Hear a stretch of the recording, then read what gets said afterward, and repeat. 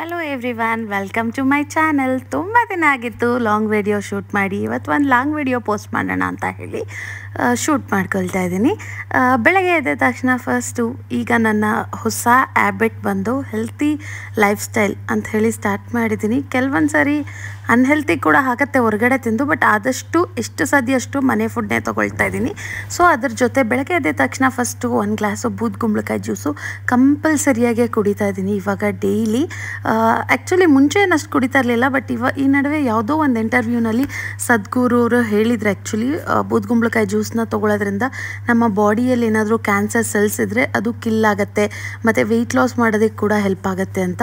ನಾನು ಕೂಡ ಸ್ವಲ್ಪ ವೆಯ್ಟ್ ಲಾಸ್ ಮಾಡಬೇಕು, ಹಾಗಾಗಿ ಇವಾಗ ಸ್ಟಾರ್ಟ್ ಮಾಡಿದ್ದೀನಿ ಡೈಲಿ ಎದ್ದ ತಕ್ಷಣ ಖಾಲಿ ಹೊಟ್ಟೆಯಲ್ಲಿ ಬೂದ್ಗುಂಬಳಕಾಯಿ ಜ್ಯೂಸ್ ಕುಡಿಯೋದಕ್ಕೆ ಅಂತ. ಅದ್ರ ಜೊತೆ ಬ್ರೇಕ್ಫಾಸ್ಟ್ ಕೂಡ ಪ್ರಿಪೇರ್ ಮಾಡಬೇಕಿತ್ತು.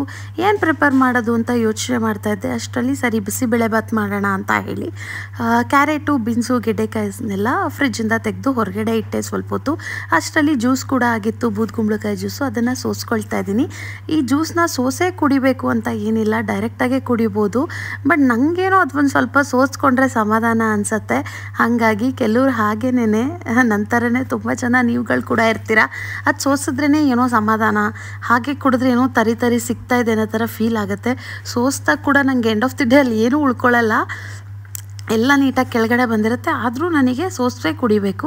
ಅಷ್ಟರಲ್ಲಿ ಸಂತೋಷ್ ಕೂಡ ಇದ್ದರು, ಸೊ ಅವರಿಗೆ ಬಿಸಿನೀರನ್ನ ಕೊಡ್ತಾಯಿದ್ದೀನಿ. ಅವರೇನು ಬೂದ್ಗುಂಬಳಕಾಯಿ ಜ್ಯೂಸನ್ನ ಕುಡಿಯೋದಿಲ್ಲ, ಹಾಗಾಗಿ ಅವ್ರಿಗೆ ಫಸ್ಟ್ ಒಂದು ಗ್ಲಾಸ್ ಬಿಸಿನೀರನ್ನ ಕೊಟ್ಟು ನಾನು ಬೂದ್ಗುಂಬಳಕಾಯಿ ಜ್ಯೂಸನ್ನ ಪ್ರಿಪೇರ್ ಮಾಡ್ಕೋತಾ ಇದ್ದೀನಿ.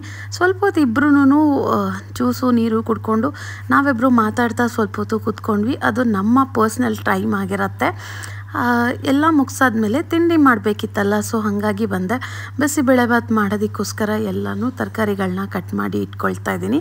ಕ್ವಿಕ್ ಆ್ಯಂಡ್ ಈಸಿಯಾಗಿ ಆಗುತ್ತೆ ಈ ಬ್ರೇಕ್ಫಾಸ್ಟು. ಬಟ್ ನಮ್ಮ ಮನೇಲಿ ರೆಗ್ಯುಲರಾಗಿ ಯಾರಿಗೂ ಇಷ್ಟ ಆಗಲ್ಲ ಇದು. ನನಗೆ ತುಂಬಾ ಇಷ್ಟ ಬಿಸಿಬೇಳೆಭಾತು, ಹಾಗಾಗಿ ನಾನು ಇದನ್ನು ಅಟ್ಲೀಸ್ಟ್ ಮಂತ್ಲಿ ಒನ್ಸ್ ಅಷ್ಟೇ ಮಾಡ್ತೀನಿ, ಯಾವಾಗಲೂ ಮಾಡಲ್ಲ.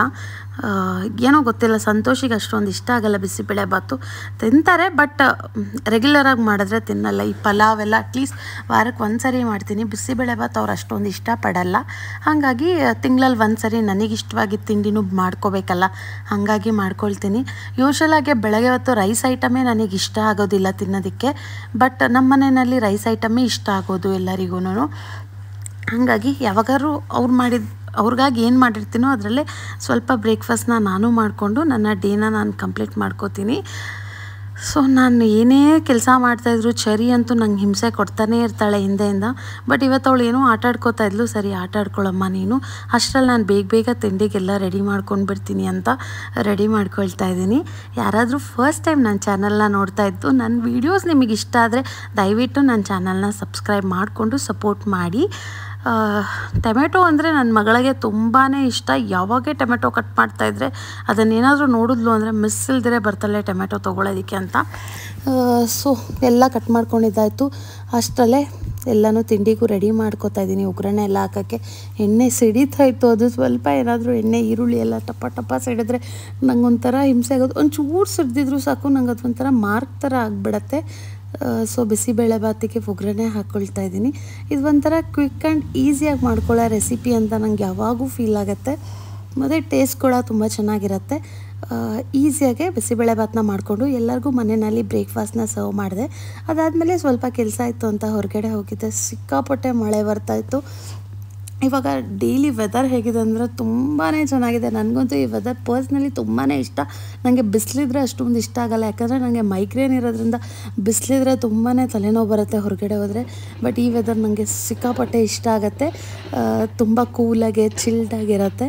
ಸರಿ ಅಂತ ಸ್ವಲ್ಪ ಹೊರಗಡೆ ಹೋಗಿ ಬಂದೆ. ಅಷ್ಟರಲ್ಲಿ ನನಗೆ ಒಂದು ಪಾರ್ಸಲ್ ಕೂಡ ಬಂತು. ಏನಿದು ಪಾರ್ಸಲ್ ಅಂತ ಓಪನ್ ಮಾಡಿ ನೋಡ್ತಾ ಇದ್ದೀನಿ. ಈ ನಡುವೆ ಅಂತೂ ತುಂಬಾ ಆರ್ಡರ್ಸ್ ಮಾಡಿಬಿಟ್ಟಿರ್ತೀನಿ, ನನಗೆ ಗೊತ್ತಾಗಲ್ಲ. ಅವ್ರು ಕಾಲ್ ಮಾಡಿ ಮೇಡಮ್ ಪಾರ್ಸಲ್ ಅಂದಾಗ ಭಯ ಆಗುತ್ತೆ. ಸಂತೋಷ ಇದ್ದರೆ ಬೈತಾರೆ, ಎಷ್ಟು ಪಾರ್ಸಲ್ ತರಿಸ್ತೀಯ ನೀನು ಅಂತ. ಬಟ್ ಓಕೆ, ನಂಗೆ ಬೇಕಾಗಿರೋದೇ ತರಿಸಿರ್ತೀನಿ, ಬಟ್ ಬೈಸ್ಕೊಳ್ಬೇಕಾಗತ್ತೆ. ಇವಾಗ ನೋಡ್ಬೋದು ನಾನು ಗ್ಲಾಸ್ ಜಾರ್ಸ್ನ ಆರ್ಡರ್ ಮಾಡಿದ್ದೆ. ನಾನು ಏನು ಗ್ರಾಸರಿ ಐಟಮ್ಗಳನ್ನ ಸ್ಟೋರ್ ಮಾಡಿ ಇಟ್ಕೋತೀನಲ್ಲ, ಅದರಲ್ಲಿ ಕೆಲವೊಂದು ಬಾಕ್ಸಸ್ಸು ಪ್ಲಾಸ್ಟಿಕ್ ಯೂಸ್ ಮಾಡ್ತಾಯಿದ್ದೆ. ಅದನ್ನೆಲ್ಲ ಚೇಂಜ್ ಮಾಡಬೇಕು ಅಂತ ಇತ್ತು. ಬಟ್ ಒಂದೇ ಸಾರಿ ಚೇಂಜ್ ಮಾಡಬೇಕಂದ್ರೆ ಬರ್ಡನ್ ಆಗುತ್ತೆ ಅಂತೇಳಿ ನಾನು ಸ್ವಲ್ಪನೇ ಚೇಂಜ್ ಮಾಡಿದ್ದೆ. ಆಲ್ಮೋಸ್ಟ್ ಚೇಂಜ್ ಮಾಡಿದ್ದೆ. ಇನ್ನೊಂದು 6 ಬಾಕ್ಸ್ ಮುಗಿಸೋಷ್ಟು ಮತ್ತೆ ಚೇಂಜ್ ಮಾಡೋದಿತ್ತು. ನೋಡ್ತಾ ಇದ್ದೆ ತರ್ಸೋಣ ಯಾವುದಾದ್ರೂ ಅಂತ. ಮೀಶೋನಲ್ಲಿ ನೋಡ್ಬೇಕಾದ್ರೆ ನನಗೆ ಆಫರಲ್ಲಿ ಇದು 12 ಪೀಸಸ್ ಸಿಕ್ತು. ಸರಿ ಬಿಡು, ಎಕ್ಸ್ಟ್ರಾ ಇದ್ದರೆ ಏನಾಗಲ್ಲ, ಮನೇಲಿ ಸ್ಟೋರ್ ಮಾಡ್ಕೊಳ್ಳೋಕೆ ಬೇಕೇ ಬೇಕು ಅಂತ ಹೇಳಿ 12 ಪೀಸಸ್ ಗ್ಲಾಸ್ ಜಾರ್ನ ತರಿಸ್ದೆ. ನನಗೆ ಇದು ತುಂಬ ಅಫೋರ್ಡಬಲ್ ಪ್ರೈಸಲ್ಲಿ ಸಿಕ್ತು. ಏನು ಮಿನಿಮಮ್ 350 390 ಆ ರೇಂಜಲ್ಲೇ ಇತ್ತು. ನನಗಂತೂ ಶಾಕ್ ಆಯ್ತು ಆ್ಯಕ್ಚುಲಿ ಬುಕ್ ಮಾಡ್ಬೇಕಾದ್ರೆ. ನೋಡೋಣ ಅಂತ ಬುಕ್ ಮಾಡಿದೆ, ಬಟ್ ಕ್ವಾಲಿಟಿ ಮತ್ತು ಡಿಸೈನ್ ಎಲ್ಲನೂ ಚೆನ್ನಾಗಿದೆ, ಆರಾಮಾಗಿ ಸ್ಟೋರ್ ಮಾಡ್ಕೋಬೋದು ಅನ್ನಿಸ್ತು. ಎಲ್ಲನೂ ತೆಗಿತಾ ಇದ್ದೀನಿ. ತೆಗೆದು ಅದೆಲ್ಲ ರ್ಯಾಪರೆಲ್ಲ ಕಟ್ ಮಾಡಿ ಎತ್ತಿಟ್ಕೊಳ್ತಾ ಇದ್ದೀನಿ. ಇದನ್ನೆಲ್ಲ ತರಿಸಿದಲ್ದಿರೆ ನೀಟಾಗಿ ವಾಶ್ ಮಾಡಿ ಮತ್ತು ಒಣಗಿಸಿ ಅದಕ್ಕೆಲ್ಲ ಮತ್ತು ಗ್ರಾಸರಿ ಹಾಕಿ ತುಂಬಿಡಬೇಕು. ನನಗಂತೂ ಕಿಚನ್ ಆರ್ಗನೈಸ್ ಮಾಡ್ಕೊಳ್ಳೋದು, ನನ್ನ ಮನೆ ಆರ್ಗನೈಸ್ ಮಾಡಿ ನೀಟಾಗಿ ಇಟ್ಕೊಳ್ಳೋದು ನನಗೆ ತುಂಬಾ ಇಷ್ಟ. ಬಟ್ ಇವಾಗ ನಾನು ಎಷ್ಟೇ ಮಾಡಿದ್ರೂ ನನ್ನ ಮಗಳು ಚಿಕ್ಕವಳು ಇರೋದ್ರಿಂದ ನಾನು ಒಂದು ಕಡೆಯಿಂದ ಕ್ಲೀನ್ ಮಾಡಿದ್ರೆ ಇನ್ನೊಂದು ಕಡೆಯಿಂದ ಹರಡ್ತಾಳೆ. ಬಟ್ ಏನೂ ಮಾಡೋಕ್ಕಾಗಲ್ಲ, ಎಷ್ಟಾಗತ್ತಷ್ಟು ನನ್ನ ಕೈಯಲ್ಲಿ ಆದಷ್ಟು ನಾನು ಕ್ಲೀನಾಗೇ ಇಟ್ಕೋತೀನಿ ಈ ನಡುವೆ. ಸೊ ಇದೆಲ್ಲ ಬಂದಮೇಲೆ ತೊಳೆದು ಒಣಗಿಸಿ ಎತ್ತಿಟ್ಟೆ. ಮತ್ತು ಆಮೇಲೆ ಸಾಂಬಾರು ಪುಡಿ ಖಾಲಿಯಾಗಿತ್ತು. ಸೊ ಸಾಂಬಾರು ಪುಡಿ ಕೂಡ ರೀಫಿಲ್ ಮಾಡ್ಕೊಳ್ಳೋಣ ಅಂತ ರೀಫಿಲ್ ಮಾಡ್ತಾಯಿದ್ದೀನಿ. ತರಿಸಿದ್ದಂಥ ಹೊಸ ಗ್ಲಾಸ್ ಜಾರ್ಗೆ ಹಾಕಿ ಸಾಂಬಾರು ಪುಡಿ ಫಿಲ್ ಮಾಡ್ತೀನಿ. ನಾನು ಸಾಂಬಾರು ಪುಡಿ ನಾನೇ ಮಾಡ್ಕೊಳ್ತೀನಿ, ನಾನು ಯಾವ ಅಂಗಡಿಯಿಂದನೂ ತೊಗೊಂಡು ಬರಲ್ಲ. ನನಗೆ ತುಂಬಾ ಇಷ್ಟ ಆಗುತ್ತೆ ನಾನು ಮಾಡೋ ಸಾಂಬಾರು ಪುಡಿನೇ. ನಾನು ಅಟ್ಲೀಸ್ಟ್ 6 ಮಂತ್ಸಿಗೆ ಒಂದು ಸರಿ ಆಗೋಷ್ಟು ಮಾಡ್ತೀನಿ. ನಂಗೆ ಯಾವತ್ತೂ ಸಾಂಬಾರು ಪುಡಿ ಹಾಳಾಗಿದೆ ಆ ಥರ ಎಲ್ಲ ಅನಿಸೇ ಇಲ್ಲ. ತುಂಬ ಚೆನ್ನಾಗಿರುತ್ತೆ. ಇದು ನಮ್ಮ ಅಮ್ಮನ ರೆಸಿಪಿ. ಸೊ ಚೆನ್ನಾಗಿರುತ್ತೆ. ನಮ್ಮ ಮನೇಲಿ ನಮ್ಮ ಫ್ಯಾಮಿಲಿಯಲ್ಲಿ ಎಲ್ಲರೂ ಇದೇ ಥರನೇ ಮಾಡೋದು. ನಮ್ಮ ಅತ್ತೆ ಮನೇಲೇ ಬೇರೆ ಥರ ಮಾಡ್ತಾರೆ, ನಮ್ಮ ಅಮ್ಮ ಮನೇಲೇ ಬೇರೆ ಥರ ಮಾಡ್ತಾರೆ. ಬಟ್ ನಂಗೆ ನಮ್ಮ ಅತ್ತೆ ಮನೆ ಸಾಂಬಾರು ಪೌಡರ್ಗಿಂತ ನಮ್ಮ ಅಮ್ಮ ಮನೆ ಸಾಂಬಾರು ಪುಡಿನೇ ತುಂಬ ಇಷ್ಟ. ನಮ್ಮ ಅತ್ತೆ ಮನೆ ಕಡೆ ಎಲ್ಲ ಕಾಳು ಸಪ್ರೇಟು, ಧನಿಯಾ ಸಪ್ರೇಟ್ ಥರ ಮಾಡ್ತಾರೆ.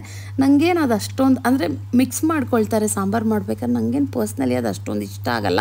ಈ ಥರ ಎಲ್ಲ ಮಿಕ್ಸ್ ಆಗಿರೋದೇ ನನಗೆ ಇಷ್ಟ. ಈಗ ನೋಡ್ಬೋದು ನನ್ನ ಗ್ರಾಸರಿ ರ್ಯಾಕ್ನ ಎಷ್ಟು ನೀಟಾಗಿ ಎಲ್ಲ ಗ್ಲಾಸ್ ಐಟಮ್ಸಿಂದ ಅರೇಂಜ್ ಮಾಡಿದ್ದೀನಿ. ನನಗಂತೂ ತುಂಬಾ ಇಷ್ಟ ಆಯಿತು. ಸೊ ಇವಾಗ ಫೈನಲಿ ನೈಟ್ ಡಿನ್ನರ್ ರೆಡಿ ಮಾಡಬೇಕಿತ್ತು. ಏನು ಮಾಡೋದು ಅಂತ ಪ್ಲ್ಯಾನ್ ಮಾಡ್ತಾಯಿದ್ದೆ. ಅಷ್ಟರಲ್ಲಿ ಕ್ವಿಕ್ಕಾಗಿ ಟೊಮೆಟೊ ರಸಮ್ ಮಾಡಿಬಿಡೋಣ ಅಂತ ಹೇಳಿ ಮಾಡ್ತಾಯಿದ್ದೀನಿ. ಇದಕ್ಕೆ ಒಂದು ಮಿಕ್ಸಿ ಜಾರ್ಗೆ ಒಂದು 3 ಹಸಿಮೆಣ್ಸಿನ್ಕಾಯಿ ಮತ್ತು ಟೊಮೆಟೊ ಹಾಕ್ತಾಯಿದ್ದೀನಿ. ನೋಡ್ಬೋದು ಚೆರಿ ಟೊಮೆಟೊಗೋಸ್ಕರ ಬಂದಳು. ಅವಳಿಗೆ ಒಂದು ಅರ್ಧ ಪೀಸ್ ಕಟ್ ಮಾಡಿ ಕೊಟ್ಟು ಟೊಮೆಟೊ ಎಲ್ಲ ಕಟ್ ಮಾಡ್ಕೊಳ್ತಾ ಇದ್ದೀನಿ. ಇದು ಕ್ವಿಕ್ಕಾಗಿ ಆಗುತ್ತೆ ರಸಮು. ಮತ್ತು ವೆದರ್ ಕ್ಲೈಮೇಟ್ ಚೆನ್ನಾಗಿರೋದ್ರಿಂದ ಬಿಸಿ ಬಿಸಿ ರಸಮ್ ಅನ್ನ ತಿನ್ನೋದಕ್ಕೆ ತುಂಬಾ ಚೆನ್ನಾಗಿರುತ್ತೆ. ನಮ್ಮನೇಲಿ ಅನ್ನ ರಸಮ್ ಎಲ್ಲರಿಗೂ ಇಷ್ಟ ಆಗುತ್ತೆ. ಅದಕ್ಕೆ ನೆಂಚ್ಕೊಳ್ಳೋಕೆ ಏನಾದರೂ ಹಪ್ಪಳ ಏನಾದರೂ ಮಾಡಿಕೊಂಡ್ರೆ ಇನ್ನೂ ಚೆನ್ನಾಗಿರುತ್ತೆ. ಸರಿ ಅಂತ ಹೇಳಿ ಮಾಡ್ತಾಯಿದ್ದೀನಿ. ಇದು ಎಷ್ಟು ಈಸಿಯಾಗಿ ಮಾಡ್ಕೊಬೋದು ಅಂದರೆ ಹಸಿಮೆಣ್ಸಿನ್ಕಾಯಿ, ಟೊಮ್ಯಾಟೊ ಮತ್ತು ಸ್ವಲ್ಪ ಸಾಂಬಾರು ಪುಡಿನ ಹಾಕಿ ರುಬ್ಕೊಳ್ಬೇಕು. ಇದಕ್ಕೆ ಒಗ್ಗರಣೆಗೆ ಬಂದು ಎಣ್ಣೆ, ಸಾಸಿವೆ, ಜೀರಿಗೆ ಮತ್ತು ಬೆಳ್ಳುಳ್ಳಿ, ಬ್ಯಾಡಗೆ ಮೆಣಸಿನ್ಕಾಯಿ ಹಾಕಿ ನಾವೇನು ರುಬ್ಕೊಂಡಿರ್ತೀವಲ್ಲ ಅದನ್ನು ಹಾಕಿ ಮಿಕ್ಸ್ ಮಾಡಿ ಸ್ವಲ್ಪ ನೀರು ಹಾಕಿ ಕುದಿಯೋಕ್ಕೆ ಬಿಟ್ಟು ಕೊತ್ತಂಬರಿ ಸೊಪ್ಪು ಹಾಕಿದ್ರೆ ಸೂಪರಾಗಿರುತ್ತೆ. ಟೇಸ್ಟ್ ಕೂಡ ತುಂಬ ಚೆನ್ನಾಗಿರುತ್ತೆ. ಯಾರಾದರೂ ಟ್ರೈ ಮಾಡಿಲ್ಲ ಅಂದರೆ ಈ ಥರ ರಸಮ್ ಒಂದ್ಸರಿ ಟ್ರೈ ಮಾಡಿ, ಚೆನ್ನಾಗಿರುತ್ತೆ. ಅನ್ನಕ್ಕೆ ಬೇಕು ಅಂದಾಗ ನಾವು ಈ ಥರ ರಸಮ್ನ ಕ್ವಿಕ್ ಆ್ಯಂಡ್ ಈಸಿಯಾಗೆ ಮಾಡ್ಕೊಂಬಿಡ್ಬೋದು. ನಾನಂತೂ ಯಾವಾಗಾದ್ರು ಒನ್ ಟೈಮಿಗೆ ಅಂತ ಅಡುಗೆ ಮಾಡಿದ್ರೆ ರಸಮ್ನ ಮಾಡ್ಕೊಳ್ತೀನಿ. ಬೆಳಗ್ಗೆ ಸಾಂಬಾರು ಮಾಡಿಲ್ಲ ಅಥವಾ ನೆನ್ನೆ ಸಾಂಬಾರು ಏನಾದರೂ ಉಳಿದಿತ್ತು ಅಂದರೆ ಕ್ವಿಕ್ಕಾಗಿ ಆಗಬೇಕಲ್ವ ನನಗೆ, ಹಾಗಾಗಿ ನಾನು ಈ ಥರ ಸಿಂಪಲ್ಲಾಗೆ ಮಾಡ್ಕೋತೀನಿ. ನಮ್ಮ ಮನೆಯಲ್ಲಿ ಇಷ್ಟಪಟ್ಟು ತಿಂತಾರೆ. ತಿಂದಿಲ್ಲ ಅಂದರೆ ಯೋಚನೆ ಮಾಡಬೇಕು, ತಿನ್ನೋದ್ರಿಂದ ಆರಾಮಾಗಿ ಯೋಚನೆ ಇಲ್ದಿರೆ ಮಾಡ್ತೀನಿ. ನಮ್ಮ ಮನೇಲಿ ಯೂಶ್ವಲಾಗೆ ನಾನ್ ವೆಜ್ಜೇ ತುಂಬ ಇಷ್ಟಪಡೋದು. ಅದ್ರ ಮಧ್ಯದಲ್ಲಿ ಯಾವಾಗಾದರೂ ವೆಜ್ನ ಕೂಡ ಡಿಫ್ರೆಂಟಾಗೆ ಮಾಡ್ತೀನಿ. ಸಾಂಬಾರುಗಳೆಲ್ಲ ಮಾಡ್ತಾ ಇರ್ತೀನಲ್ಲ, ಅದರಲ್ಲಿ ರಸಮ್ಗಳನ್ನ ನಾನು ತುಂಬಾ ಆ್ಯಡ್ ಮಾಡ್ತೀನಿ. ಒಂದು 3-4 ಥರ ರಸಮ್ ಮಾಡ್ತೀನಿ. ಪೆಪ್ಪರ್ ರಸಮ್ ಎಲ್ಲ ಮಾಡಿದ್ರೆ ನಾನು ಅದನ್ನು ನಾನ್ ವೆಜ್ ಮಾಡಿದಾಗ ಮಾಡ್ತೀನಿ. ಇದೆಲ್ಲ ಮಾಡಿದ್ರೆ ರೈಸಿಗೆ ಮಾಡ್ತೀನಿ ರಸಮ್ನ. ಸೊ ಅವತ್ತಿನ ದಿನ RCB ಮ್ಯಾಚ್ ಕೂಡ ಇತ್ತು. RCB ಅವರು ಪ್ಲೇ ಆಫ್ ಮಾಡಿ ಹೋದರು. ನಮಗೆ ಸಿಕ್ಕಾಪಟ್ಟೆ ಖುಷಿ ಆಯಿತು. ನನ್ನ ಮಗಳು ನೋಡ್ಬೋದು ಎಷ್ಟು ಚೆನ್ನಾಗಿ ಕೂತ್ಕೊಂಡು RCB ಮ್ಯಾಚ್ನ ನೋಡ್ತಾ ಇದ್ಲು ಅಂದರೆ ಸಖತ್ ಖುಷಿ ಆಯಿತು. ಎಂಡಲ್ಲಂತೂ ತುಂಬ ಕ್ಯೂರಿಯಸ್ಸಿಂದ ಮ್ಯಾಚ್ ನೋಡ್ತಾ ಇದ್ದೆ. ಬಟ್ ಫೈನಲಿ RCB ಗೆದ್ದರು. ಈ ಸರಿ ಮೇ ಬಿ ಕಪ್ ನಮ್ಮದೇ ಅನಿಸುತ್ತೆ. ಸೊ ಪ್ರತಿ ವರ್ಷ ಕಪ್ ನಮ್ಮದೇ ಅಂತೀವಿ. ನೋಡೋಣ ಈ ಸರಿ ಕಪ್ ನಮ್ಮದೇ ಆಗಲಿ ಅಂತ ದೇವ್ರ ಹತ್ರ ನಾನು ಕೂಡ ಬೇಡ್ಕೋತೀನಿ. ಸೊ ಅಡುಗೆ ಎಲ್ಲ ರೆಡಿ ಆಯಿತು. ಆಮೇಲೆ ನನ್ನ ಮಗಳಿಗೆ ಊಟ ಮಾಡಿಸ್ತಾ ಆಲ್ಮೋಸ್ಟ್ ಊಟ ಮಾಡಿ ಮುಗಿಸೋಷ್ಟರಲ್ಲೇ 2 ಅವರ್ ಕಳೀತಾಳೆ ಅವಳು. ಅವಳಿಗೆ ಊಟ ಎಲ್ಲ ಮುಗಿಸಿದ್ಮೇಲೆ ಸ್ವಲ್ಪ ಕಿಚನ್ನ ಕ್ಲೀನ್ ಮಾಡ್ಕೊಂಡು ಬಿಡೋಣ ಅಂತ ಕ್ಲೀನ್ ಮಾಡ್ತಾಯಿದ್ದೀನಿ. ಹಿಂದೆಂದೆ ನಾನೇ ಆಂಟಿ ಪಾತ್ರೆ ಎಲ್ಲ ತೊಳೆದಿಟ್ಟಿದ್ರು, ಅಂದರೆ ಬೆಳಗ್ಗೆ. ಸೊ ಅದನ್ನೆಲ್ಲ ಜೋಡಿಸ್ಕೊಳ್ತಾ ಇದ್ದೀನಿ. ನನಗೆ ರಾತ್ರಿನೇ ಎಲ್ಲ ಜೋಡಿಸಿಟ್ಕೊಂಡ್ಬಿಟ್ರೆ ನಾಳೆ ಬೆಳಗ್ಗೆ ಎದ್ದು ಕಿಚನ್ಗೆ ಹೋದಾಗ ಖುಷಿ ಆಗುತ್ತೆ.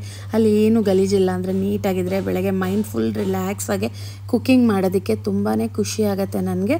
ಸೊ ಅದೇ ಥರ ಎಲ್ಲನೂ ಕಿಚನ್ನ ಕ್ಲೀನ್ ಮಾಡ್ಕೊಳ್ಳೋಣ ಅಂತ ಹೇಳಿ ಫಸ್ಟು ಪಾತ್ರೆ ಎಲ್ಲ ಜೋಡಿಸಿಟ್ಕೊಳ್ತಾ ಇದ್ದೀನಿ. ಎಲ್ಲ ಸ್ವಲ್ಪ ಹೊತ್ತು ಹೊರಗಡೆ ಇಟ್ಟು ತೆಗೆದಿರೋದ್ರಿಂದ ನೀರೇನಿರಲ್ಲ ಪಾತ್ರೆನಲ್ಲಿ. ಅಕಸ್ಮಾತ್ ನೀರಿದ್ರೆ ಅದನ್ನು ಒರೆಸಿಟ್ಕೊಳ್ತೀನಿ, ಇಲ್ಲಾಂದರೆ ಹಾಗೆ ಜೋಡಿಸ್ಕೊಳ್ತೀನಿ. ಅವಾಗಲೇ ಅವ್ರು ತೊಳೆದಾಗಲೇ ಎಲ್ಲ ಜೋಡಿಸಿಟ್ಕೋಬೇಕು ಅಂದರೆ ಸ್ವಲ್ಪ ಒದ್ದೆ ಎಲ್ಲ ಇರುತ್ತೆ, ಹಾಗಾಗಿ ನನಗೆ ಅಷ್ಟಾಗಿ ಇಷ್ಟ ಆಗೋದಿಲ್ಲ. ಆಮೇಲೆ ಸ್ವಲ್ಪ ಈವ್ನಿಂಗ್ ಹಂಗೆ ಜೋಡಿಸ್ಕೊತೀನಿ. ಸೊ ಫೈನಲಿ ನನ್ನ ಮಗಳದೆಲ್ಲ ಊಟ ಮುಗಿದ್ಮೇಲೆ ನಾನು ಕೂಡ ಊಟ ಮಾಡಿ RCB ಮ್ಯಾಚ್ ನೋಡ್ತಾ ನನ್ನ ಡೇನ ಕಂಪ್ಲೀಟ್ ಮಾಡಿದೆ.